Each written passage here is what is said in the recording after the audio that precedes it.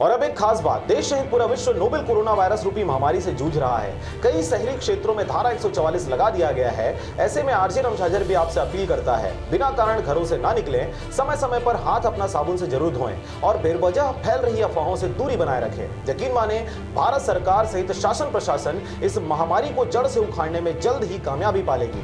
धन्यवाद।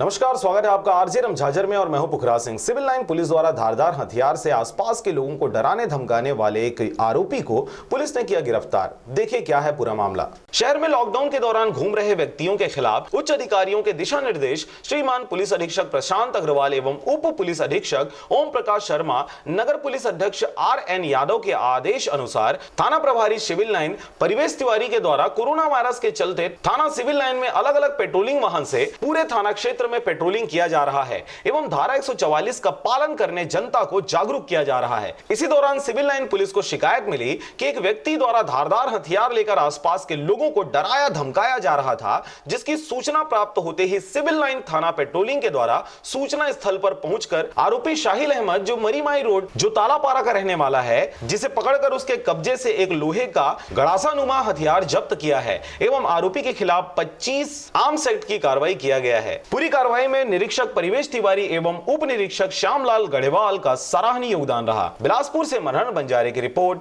आरजे रमझाझर।